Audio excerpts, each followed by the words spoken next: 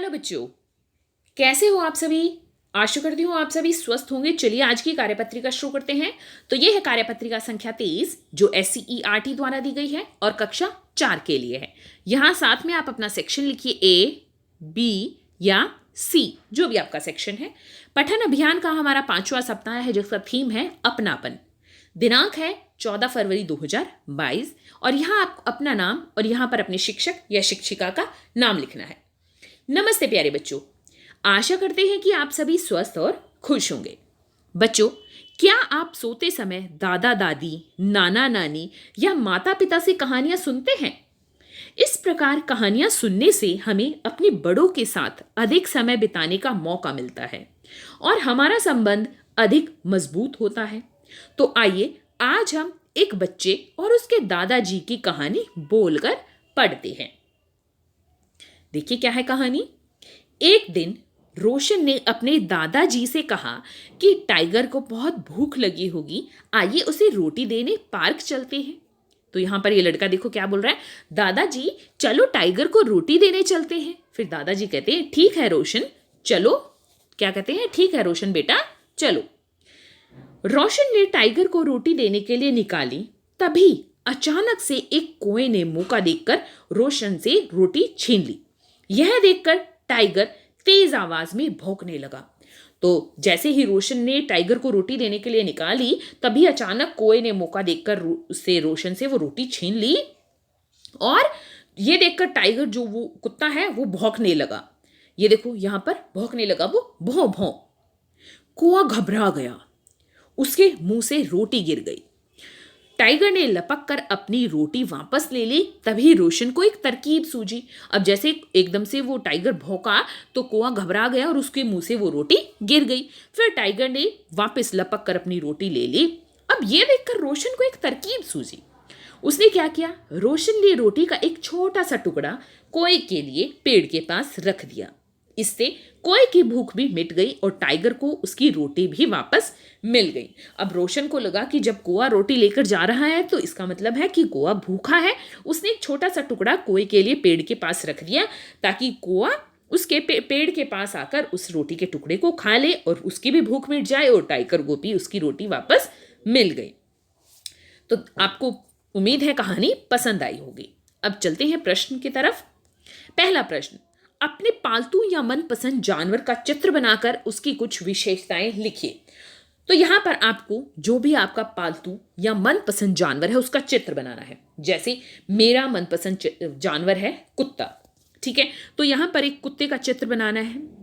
अगर आपको कुत्ता ही लिखना है, बिल्ली लिखनी है तो बिल्ली का चित्र बनाइए, या कोई और पशु पक्षी बनाना है, जानवर बनाना है तो उसका यहां पर चित्र बनाइए।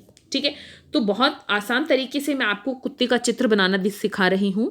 इस तरह से उम्मीद है ये आपको आता भी होगा। देखिए इस तरह से बहुत आसानी से हमारा कुत्ते का ये चित्र बन जाएगा। ये देखिए, तो ये हमारा कुत्ता बन गया। अब कुत्ते की विशेषताएं कौन कौन सी होती हैं?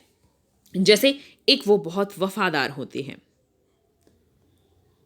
वफादार होते हैं।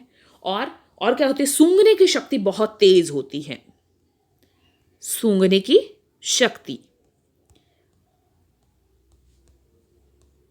और इनकी सुनने की शक्ति भी बहुत तेज होती है, जो कुत्ते होते हैं उनकी। ठीक है, सुनने की शक्ति भी लिख लेते हैं हम यहां पर, सुनने की शक्ति। और क्या होता है, इनके नुकीले दांत होते हैं, दांत बहुत तेज होते हैं कुत्ते के, कि किसी भी चीज को आसानी से चीर फाड़ सकते हैं। और क्या होता है, ये बहुत चालाक भी होते हैं कुत्ते। ठीक है, तो इनको आप वाक्य के रूप में किस तरह लिखेंगे देखिए।